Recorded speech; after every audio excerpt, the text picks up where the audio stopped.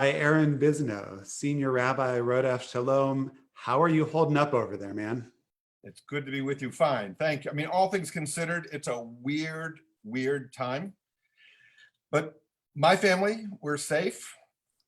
We're healthy. We're getting along, which is nice. We like our housemates, which is gratifying because our boys are now 15 and 11. And so it turns out they're good company. My wife and I are appreciating the time that we have to share. And we feel very grateful. Right. Not only are you thinking hard, but you now do homeschooling. Right. So the kids are home. They have different schedules, calendars, because they're in different school systems.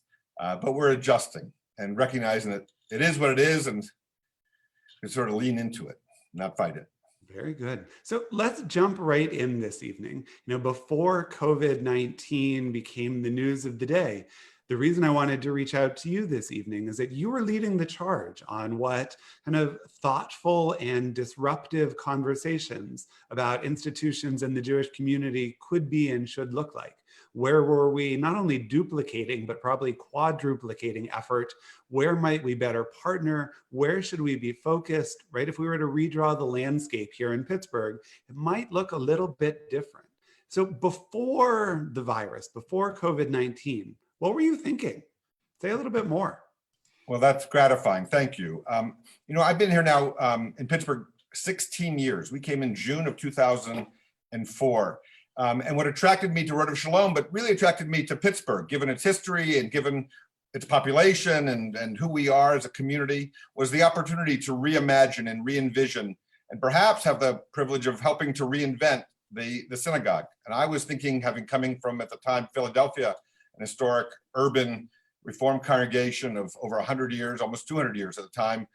In Philadelphia, the idea of taking an urbane congregation and reimagining what the 21st century was going to demand of us. So we came in 2004. I had some sabbatical in 2011, and it was after returning from that I wrote about courageous conversations, which is to say the conversations that are most essential that we could be talking about right now, the thing that really matters. And I was positing that we knew a future was coming. We saw demographic trends. This was after 2008, right? We saw economic trends and sociological trends and patterns of affiliation. And we knew this was coming, and began sounding an alarm, but also raising people's imagination, consciousness about the need to do more together. So I started writing about collaboration and seeing where we could find some efficiencies or where we could realize a whole greater than the sum of our parts. And so that was 9 years ago. And we knew we were steadily moving towards a future that was going to be different, or it was going to be challenging, that wasn't going to evince the same results based on the assumptions that we had in the 20th century. But no one imagined, of course, right, as we look back on only the last couple of months, that the future would arrive with such force and hit us so full in the face quite so fast. So here we are. The future is now.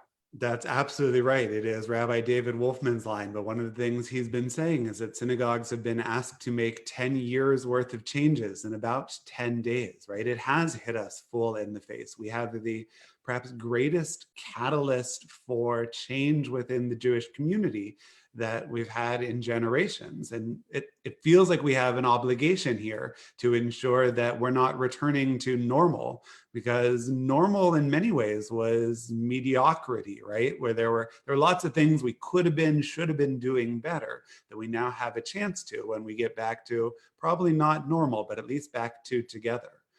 So normal, I think, is familiarity. Familiarity may breed mediocrity. And I think in fairness, in some ways, we got comfortable. And we became, the idiom is so ugly, fat and lazy. We became comfortable. I actually spoke about this on the high holidays, just regarding, we're so comfortable in this country. We're so comfortable as the people we are, the citizens we are, where we were shaken by the rising anti-Semitism. We were shaken after the shootings at Tree of Life, the terrible killings there in fall of 2018. But essentially, we had such a good run.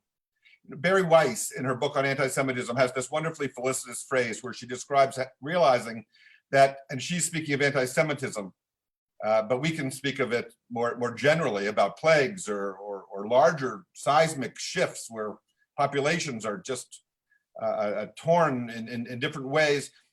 her felicitous phrase is that she realizes she'd been living through a holiday from history. And so why did we imagine we were any different, that we couldn't be felled by such a scourge like other generations past? So I think, and I tell our leadership that for our congregation, you're inviting us to imagine it for the Jewish community, but certainly for every sector of economy and every portion of our population. This is arguably the most significant inflection point we've ever experienced in our lifetimes. That's right. I had in our congregation's lifetime. Yeah. A group of my lay leaders, and we were doing a lunch and learn, just talking about kind of pivotal moments in Jewish history. And I don't want to compare this in terms of Jewish theological magnitude to the destruction of the temple, to the expulsion from Spain, but certainly in terms of how we operate as a Jewish community, I ground to a complete halt. Everything changed. And our first inclination was to make sure nothing changed, right? The first inclination was keep doing what you're doing, just live stream it, put it out there on the internet. And that's kind of good for 1.0, but at some level we have to get past that. What are you thinking? What are you telling your lay leaders? What are you all up to over there? So let's agree that religious organizations are small c conservative by nature. They've been entrusted to faithfully pass on from one generation to the next this inherited tradition, this precious inheritance, and we want to do that intact, or we want to see that it is such. So some sectors of our community have understood that to be that we do that which my father did and his father did, and that's the way in which we remain loyal, and that's what we pass on. And I want to make sure, say these Jews, that my child and my grandchild, my great-grandchild continue to do that which I would recognize, or that which I've taught them. And there are others like you and me, reform-minded thinkers, right, who appreciate the sweep of our history from a different valence or vantage point. It suggests that the unity principle, or the plumb line, is innovation in point of fact. And neither of us want our children to be clones of who we are. As much as we might think of ourselves, that's not our wish for our children, that they should be who we are, or they should believe who we are, but that they should have as much freedom as we feel we've been endowed with to determine by their own lights what they believe. Now, we teach them what we teach them, but we understand Judaism to be that which we continue to interpret and to reveal and be part of making real. And each generation in accretions, right? Evolution, not revolution. And then along comes a moment like this, where I'm not attaching any theological significance to it, but it does demand that we reimagine everything we thought we knew. And now then, this is the simulation, but it's a real thing, right? It's not let's all stay in our homes for 8 weeks and see what we learn from it. Although it should give us greater empathy. If we haven't begun to gain that, we're doing it wrong, right? Okay, so what are we saying now about how we go forward? So now, for me, and I've been sharing this with our lay leadership, and I've been sharing with our staff and been refining it. I've sort of broadened and focused at the same time my thoughts about how we get from here to there, whatever that looks like. And so these are the four. Can I give you the four? Please, please, please. So my guiding assumptions. Let me frame it by simply saying that for many people, the guiding assumption is, yikes, this is going to last a long time. What are we going to do? My guiding assumptions are the following. Our core mission remains the same as it ever was, but we will need to do our jobs in altogether novel ways. Who we are as a synagogue, or who we are as an organization, or who we are as insert your profession there. The essential mission, the core mission, remains the same as it ever was: to educate children, or to teach the tradition, or to celebrate or support or mourn or educate, whatever it is, but we got to do it in new ways because that's what the moment requires. Number two, our mission is not exclusively ours alone, and we have more in common with our neighbors than we imagine. What Temple Emmanuel is not about Temple Emmanuel. What Rodef Shalom is not about Rodef Shalom. It's about why the congregation was founded and the work that it's engaged in now. And your core mission is essential to who you are, but it's not exclusively yours alone. We share that. We have more in common with our neighbors than we imagine. We like to talk about our differences. There's a wonderful term It's a Freudian term called the narcissism of small differences. And it describes why, remember when the Democratic primary, why the candidates are all beating each other up, even though they agree on 95% of the same thing. But to heighten the differences for the narcissism of small differences, we can't indulge ourselves those any longer. Number 3, no one congregation can solve its own challenges solo. That's true for agencies, for any entity. It's true for our states as we confront this crisis. It's true for our country. Despite what anyone might want to suggest, we can't solve our own challenges alone. No one is that exceptional. No one is able to pull themselves up by the bootstraps completely. No one has the wherewithal internally to do this alone. What's required to get to the next phase. And finally, our audience, our market, our constituency is larger than we imagine. So I'm telling our people that when you think of youth programs or education, I want you to think bigger than your own student population or the current roster of members. When I speak about this to our executive committee, I say, our responsibility is not only to our own subscribers, donors, members, students, but to a larger community. How large? Well, we can have that conversation, but it's bigger than you imagine because, well, here we are. I'm invited into conversation with you. Absolutely. That last one is something that I've been thinking a lot about as well. I've been diving into some of the metrics and some of the analytics from all of these social media streams, from YouTube, from Facebook, and it revealed a real fallacy of Jewish life in Pittsburgh, right? We count on the financial support of our snowbird population, those who make their way to warmer climes in the winter. But we've always been saying, great, go have a good time, mail back some sunshine, I'll see you after Pesach. And the reality is now that we're finding that those people who are perhaps in Florida longer than they would have liked to be are tuning in to their home community here, right? They're not saying, I've found a vibrant community in Florida that I'm equally attached to, although I hope many of them have. The reality is many seem to be tuning back into us here in their hometown. There's no turning off that tap. We can't say, oh, I know you still feel that connection in the wintertime, but we're not connected to you, right? That can't do it. There's no going back. Right. And we find the same thing is true, that congregants will tune in from afar because they want to feel connected in that way. It describes what you're touching on, Aaron, is that we've collapsed. I mean, this had been before the internet, right? But now we know it more than ever. We've collapsed distance such that you and I can be anywhere tonight in the world and participate in a poetry reading in Paris, or can daven in Jerusalem, or bring someone into us from the West Coast or family across. We all know this. We've collapsed distance, and we've collapsed time. Right. So there are those who are watching us live, and there are those who are going to watch us on a recorded experience. And gosh, maybe Shabbat happens that way. Right. And you do Shabbat when you do Shabbat. I had a professor in rabbinical school in Cincinnati named Alvin Reines of blessed memory, who wrote a piece called Shabbat as a State of Being. And he sort of beat up on the idea of a seventh day Shabbat and said, listen, Shabbat is when you get an opportunity to do Shabbat. And now we're invited to do all kinds of different things with regard to how we experience, participate in, share, and appreciate Judaism. That's absolutely right. So you mentioned staying true to your mission, vision, keeping that as core, even though everything about how you're fulfilling, how you're meeting that mission changes. I'm curious. I hope your crystal ball works a little bit better than mine, your magic 8-ball or Urim and Tumim, whatever you've got going over there. But what if this is here to stay? What innovations we're seeing in the Jewish world, or what do we need to be seeing that we haven't yet that are going to be a part of who we are in the future? Wow, these are great questions. So let's say we alluded to the fact that the cameras now never go off.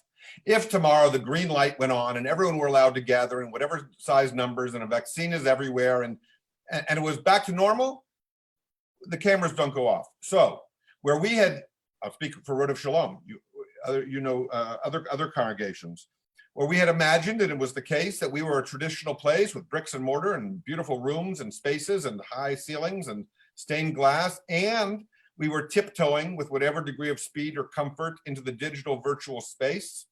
So we had a Wi-Fi, we enhanced it over the years, and we streamed high holiday services, but we hadn't actually gotten around to streaming Shabbat. Temple Sinai had, I don't know what about Emmanuel, but we were sometimes at class or we talked about it. You'll remember that only in January or February, we had a conversation at a rabbinic meeting, like, what if we were to stream a couple of each other's services or a couple of each other's lectures? Could that be interesting? And we were, well, we can do it. We don't have the equipment. And we were sort of tiptoeing in.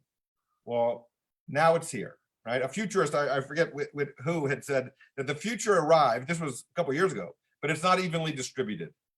Well, now we've all arrived. It's true it's not evenly distributed. Right now, like you, our staff who are working remotely are working with devices that they own personally, by and large. Some have, right, office provided. But we're relying on that. What does it mean now to work from home? What does it mean now to have to create efficiencies or no longer require so many square feet under management? What does it mean to prioritize pastoral care in a very different way? It turns out that new opportunities reveal themselves, right? So all of that, there's a lot here to stay. I'm not sure what all shakes out. You know, I wish that we could go back and get some of the time spent in those conversations back, right? When we were sitting at Temple Emmanuel having the conversation about, can we access one another's programs? Can we, right? When you're teaching a class, I want my folks to see it, just as a way of expanding the value of being part of the Pittsburgh Jewish community. And we got, if I recall correctly, got hung up on a lot of the technical aspects. Right. And what does it look like to do it in real time? Does it have to be recorded? What are the production values? How good's the camera? That has all gone out the window, right? We had a great conversation this year with the worship committee here at Temple Emmanuel. What does photography look like on Shabbat for B'nai Mitzvah services? What do we need to be wary of? How can we do this in a way that is going to help the families to preserve this moment, but not detract from the experience of the congregants? Yes. I could have those 20 hours back, right? Because now it's fair game if the kid is screaming in the background and the dog jumps on your lap, because that's just a part of the new world order. We've been forced to become more comfortable in this space. Right. That's right. So what has to continue? The imagination, the willingness to indulge experimentation. A few years ago, I was referring to some other spaces in the building. It didn't quite graft on or take off, but I revived them and polished them up again. I'm describing a worship workshop or a liturgy laboratory in order to encourage the idea of experimentation, right? In order to encourage experimentation, we have to take out of the equation the idea that we're territorial or that we can't afford to try something new, which is what the conversation you were making reference to that we all shared. We were frightened about what that might mean. What if you got value, or what if they liked me and they left you, because it was a zero-sum game? At least that's how we imagined it. And so it was. If they joined your place, they didn't join my place. And that means revenue. And that's the incentives were off to collaborate. Now, the rules are out the window and we got to figure out, how do we survive together, right? You know as well as I the story of the rabbinic legend of the fellow walking in the woods lost and meets another person lost, and right? And they don't know how to get out, but they know which ways don't work. Well, the way we've come from, where we see each other as rivals, that doesn't work. It won't work. I mean, no one can go it alone. That's my belief. And I think it's going to be borne out. You know, there are rabbinic stories about taking a coal out of the fire and it quickly goes out. We need each other to stay warm. So I think that's the territorialism has to go out, the willingness to experiment and risk and collaborate. You know, if you don't care who gets the credit, you can get a lot more done. And we need to be focused not on Rodef Shalom or Temple Emmanuel or Temple Sinai or Beth El or any, I mean, God love all of us and let's wish everybody well. But this is about the Jewish people and how we do this as a community.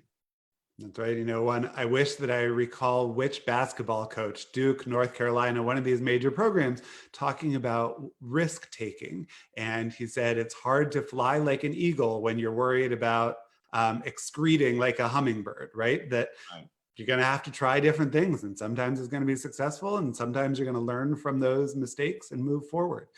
Part of what you were sharing prior to our conversation was a podcast, Judaism Unbound, that was really focused on what this duplication, triplication, quadruplication of effort around Shabbat services means in the digital space. Would you say a little bit more about what you found so compelling there? And I'll post it for everyone to be able to listen to later. Certainly. So this is a special edition of Judaism Unbound, which is just a wonderfully imaginative and serious but accessible podcast on Judaism. It had been really talking about what's happening on the margins, what's happening on the edges, what changes are afoot. But in this one, the two hosts, Dan and Lex, L-E-X, Dan and Lex, talk about how do we understand what this situation we're in is now. And they use two metaphors. One's about migration, as if we've migrated to this new place called virtual land, the internet, and we're all there together trying to figure out how to make it work. The other image they give is that we've launched into space, we've colonized this new planet. There are 13 million Jews around the world. We're all there together colonizing this new planet. What do we need to build? What do we need to establish, right? And they sort of use that to imagine what we're going to curate and create and co-create, and what does the future look like? And one of the things they draw on is the amount of creativity, because, let me back up, having collapsed distance and time, which is a piece I actually take from the podcast. We're now all in contiguous time. We're all together creating Shabbat services, or we're anticipating high holiday services. And that's always how it's been. And as long as we're each in our own buildings and we had a loyal crowd coming into those respective buildings, that was fine that there was duplication. And on the margins, as Temple Sinai and Rodef Shalom and Squirrel Hill have been sharing festival morning services for a few years. I know that Emmanuel and Bethel have some things you share, and that's good because it's in a category that I refer to colloquially as more better. It's wonderful. Every week, don't know if we can do that quite, but the big things, not sure we can do that quite, but we can share where we can on the margins. And now Lex and Dan and the podcast invite us to appreciate that, but that we're all spending all this energy on Friday evening and again on Saturday morning. And imagine if we could, instead of needing to all do that, I don't know, we could take turns. Or we have certain persons who do worship and others of us do pastoral care or do education because we play to strengths. Or what if we understood ourselves to all be on the same team? And now then, what would that look like? And so it's just a really wonderfully imaginative conversation. The podcast is 50 minutes. The first 20 minutes are the part that I want to commend to everyone. It's just a wonderfully deep dive into an imaginative journey about where we are, where we're going, where we want to be. It is so important and wonderful to think about, and it kind of strikes at the core of the membership model of congregations, right? It is, in many ways, that type of collaboration has the potential to be deeply threatening to institutions. And I don't want to get anybody's hopes up. Keep sending your money. Synagogues are going to need it in the coming years more than ever. And we're likely to be coming up on a giant reckoning of that membership model as time, as distance, as space collapse, as our membership base is now spread across the country, likely across the world when we're doing things well. It's going to be interesting to see how we, not to be crass about it, we're not monetizing it for corporate profit holders, but for the betterment of the community. How are we going to fund these collaborations, fund these operations to keep offering the value and staying true to our mission and vision? It's going to be an interesting time for that as well. There's no question. We've known that the business model of synagogues, or more generally what I call tradition-bound voluntary member organizations, so private schools, political parties, country clubs, and we know the way of so many country clubs, and we know that as we peer into the future, small private schools, small colleges and universities, just like some small businesses, some like small congregations won't make it across into the future. We know that the business model is going to have to change. And how we make certain that Judaism continues in a way that's accessible and meaningful and authentic and viable is going to be different. That's all. But we've experienced migrations before, right? And we've experienced transformations before. And while it may be the conceit of every generation to believe that this generation is really the inflection point, I don't think it's hyperbole to suggest that this experience we're going through for another 100 years will likely be, right? You go pull back the lens and say, well, the internet, the smartphone has only been for 20 years. So listen, thank God we're experiencing it now with those tools, with this tool available to us, as opposed to 20 years ago when it didn't exist, right? So in these 20 years, huge change. Since 9/11 to now, just in terms of the world our children are walking into, are inheriting. It's different. It's different. That's right. We'll get there, but we'll only do it if we're willing to imagine a different future, and then we're willing to hand off faithfully to the next generation the best tools and best positioning we can afford them, which is to be nimble and agile, resilient, and ever hopeful, but serious about what the future demands of us. Absolutely, right. And there's no less authenticity, there's no less commitment and connection by being flexible, right? It's not exchanging values. It's simply saying, as you said earlier, that we expect reform to be a verb rather than a noun descriptor. And we got to take that seriously. So 100%. I always sometimes say that Judaism is the lens through which we see the world. Right? That fundamentally hasn't changed. What we believe about the value of each individual, what we believe about our responsibilities in the world, and what we owe one another, and all of the wonderful wisdom of Judaism, that hasn't changed. It's now the delivery, and perhaps some of the prioritization, what we need to be doing now that we were able to put off only a short time ago. Well, it's reordering things for us, but that's part of what it means to be a human being, evidently. That's absolutely right. So let's move out of the rabbinic headspace and clouds for a moment into the Tachlis. The national conversation seems to be shifting from how do we keep ourselves safe to how do we reopen with varying degrees of safety. I'm curious what you guys are looking at over there. What are some of the markers you're interested in? What does a reopening potentially and eventually look like? It's a great question. That's the question, right? It boils down to a question between me and us. How much am I entitled to? Right? If I'm not for myself, who am I? Hillel. If I'm only for myself, what am I? Right? Between me and us, what do I owe you? What do I owe us? Who am I? All those are the questions. I reject the binary notion that it's health or wealth, right? It's lives or profit. These are competing values in terms of how we begin to balance returning to a sense of normalcy, if only that means being able to begin to repopulate our public spaces, right? To say nothing of returning to being able to sit side by side in rooms that seat hundreds or thousands, right? We're, like I'm sure every congregation has created a committee. We have good people. We're thinking about how to phase things in, using people from different professions and disciplines and bringing their expertise. My interest has been really twofold.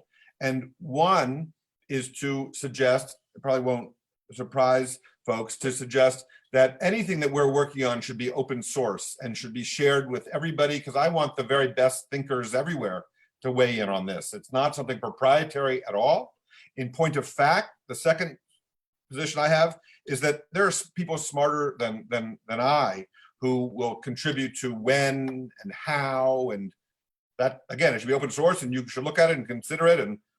But I want to suggest, as everyone appreciates, but want to lift up the fact that we know the secret ingredient is when people will feel safe or confident or trust that they can return, even if they're allowed. And I want to make sure that our community, the Jewish community in Pittsburgh, maybe the larger religious community in Pittsburgh, but certainly the Reformed conservative congregations who work so well together, work in concert, which doesn't mean unanimity or lockstep, but work in concert such that we don't do this in a scattershot way, lest we undermine the very confidence we want to encourage. So in order for people to trust our decision-making, whatever it is, and again, people smarter than I who have real expertise in this area are the ones I want to hear from. But I want to do what I can to encourage my colleagues and encourage you to encourage your lay leaders, and that we should all work in such a fashion that whatever we decide, we do it in a way that encourages people's confidence in our decision-making and not scattershot or at odds with each other. I don't want to look over my shoulder and try to have to worry about what Emmanuel's doing and Sinai should worry about what I'm. No, this is something that we should be doing on behalf of our community together. So that's the other piece I've been thinking of is, because this is the rabbinic headspace I like to revert to, right? Is that for me, the question, interesting though it is, when and how we do it, is who we're going to be on the other side. And that's what it brings it back. We don't have to go back to where we started, but who we're going to be, what kind of country, what kind of congregation, but what kind of family. This has revealed, not created the inequities, this has revealed the inequities in our society. Access to healthcare, access to internet such that education can continue with equal access according to the law for public school students, access to well-paying jobs, particularly if you're an essential, right, frontline worker who's actually in the bottom of the economic food chain. That seems untenable much longer, right? And all the things that it's revealed racially and everything. It reveals either a hypocrisy we've tolerated or a willful ignorance that we've indulged. And I'm curious, I'm interested in being part of the conversation about what is going to happen next. What are we going to demand and insist upon? Who do we want to be?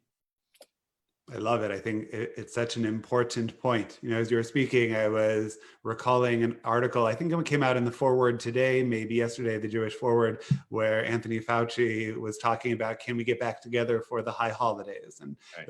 All of the same information. There was no great chidush, no great insight in it, other than it's great to hear it from a professional. But he was speaking to our Orthodox colleagues. And one of the things the Forward article pointed out is even in states where synagogues are allowed to reopen, yes, universally they haven't. Right. Even though government authorities say that it may be safe to gather in small numbers, pikuach nefesh and our value of placing the health and well-being of our community over some other concerns are going to make us as organizations not only committed to doing it, as you say, in lockstep with one another, but also we're going to be a little bit more conservative than some other organizations, because that not only are there vulnerable populations we feel duty bound to protect, but also because it's just not right? What does a Shabbat service look like where you're sitting 20 feet away and I'm wearing a mask? Is that better than the connection that we're having in this moment? I'm not so sure that it is, right? Angela Buchdal from Central started a Friday night service by saying, we used to refer to this as the virtual space, but it feels pretty real to me, right? This is a real connection. That's interesting. Yeah, it inverts it, all right, or invites us to appreciate what's really essential. One of the things in the podcast they talk about is that it turns out that we gather for worship for something beyond liturgy and worship. It is really about being there, right? We know the old joke about Goldberg goes to talk to God and I go to talk to Goldberg, right? We're there together. And maybe that means they invite us to consider that when we do online worship, whether it's virtual or very real, to take Angela's felicitous phrase, but maybe we appreciate that we should be doing 20% of liturgy and 80% of visiting, right? I mean, what is it that we're really there to do? And what is it that we want to lift up? Is it the liturgy? Perhaps. The familiar tunes, the touchstones, that which we share, that which resonates on a frequency for us that really is deeply meaningful, and being able to look into someone else's face, right? Being able to reach out and touch someone, to use the old Ma Bell line. Yeah, that's right. And so let me turn to that as my last question for you. And the emotional uncertainties and fear and anxiety and crushing weight of economic uncertainty, sometimes those traditional texts, sometimes those liturgies or scriptures or songs carry pastoral resonance for each of us. I'm curious what you are turning to right now, or what you're directing others to that has particular meaning to help us through this tough time. So this has been a time that for me has been an opportunity to really reflect on our vulnerability, obviously, mortality, certainly, but also the humility that is required to appreciate truly how little we control. My father used to tell me when I was young, something he had learned in, I believe as a medical student or a resident, that all we know for certain, we could write on one half of one side of a 3x5 card, right? So little do we actually know for certain. And yet we've blithely been going through life these last decades because it was good. For most of us, we did really well and enjoyed it and didn't give much thought to the fact that we didn't control things. We weren't the master of our fate. We weren't the master of our domain. We weren't kings of the world. I mean, all of that, we were. And, or so we thought, or so we allowed ourselves to believe. It was never true, right? Of course. So the first text, and I come back to this all the time, I just love it so much, is the text wherein we're enjoined to keep in each of our front pockets a note. And on one says, I'm nothing but dust and ashes. And the other says, for my sake, the world was created, right? On the one, it's not about me at all. And when I'm feeling too haughty, I should remember that one. And the other, that there's no one been like me creating the whole world, and my life is worth that of the universe entire. And when I'm feeling down, I should remember that one. And we live between the two, right? And it's true. Some of us are going to fall to COVID and others are going to pass it by in other ways, but we're all going that way. It's not that we've overthrown, the goal of medicine is to overthrow death. We know that our lives are passing in the wind. And yet, in this moment, we can have enormous, infinite impact. So I hold on to that. And the phrase that comes from lots of different traditions, sort of it's a Solomonic piece of wisdom, wherein the tradition teaches, Gam ze ya'avor, this too shall pass, which isn't to be glib, and it's not to suggest this is anything near whimsy, or rather in the sweep of history, in the epochs that make for our species and for the people of Israel, for the Jews, we will get through this. It'll be different. It'll change us, but that's ever been. Those are me. Thanks for the question. It's good. Yeah, something that I've been holding on to as well is along the same vein, right? It's attributed to Viktor Frankl. Between every stimulus and response, there's a space, and in that space is our power to choose, right? That we can't control everything that is happening, certainly, and we can't control everything that's happening to us, but we still have control over those decisions we make, right? And our morning liturgy really plays this out when we say Asher Yatzar, thanking God for our bodies that, God willing, are working as they're designed to, but we recognize our human frailty. We follow it up with Elohai Neshama, that we also have a soul implanted within us, that higher elevated being, that sense of cognition, that even when things aren't going well over there, we still get to make choices over here. And I think it's so vitally important to retain that sense of agency right now. That's wonderful. I'm reminded of a conversation I had earlier in the week. Someone asked me if I'm continuing to pray, or if I really pray during services, particularly given this circumstance. And if I do I do so because it gives me a sense of control? I said, that's a fascinating question. I think it's quite the opposite. I think that my prayer life, or praying for me, is an acknowledgement that I'm not in control. It's the recognition that I'm grateful for what I have because I didn't do anything to deserve it particularly.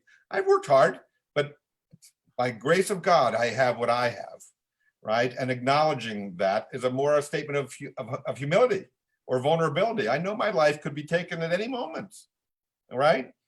But to pray is to acknowledge that, not to gain a sense of control, but to lean into the fact that we're not in control, but we can be there for one another as we experience this wild ride. And a wild ride it is. Rabbi Aaron Bisno, I'm so grateful for your time, and I look forward to getting to continue this conversation, to continue this partnership as we better figure out how to combine forces to serve our communities in this brave new world. Rabbi Aaron Meyer, thank you for inviting me here, for coming into our community, for leading us also. I look forward to staying in dialogue with you and all your listeners and friends. Thanks.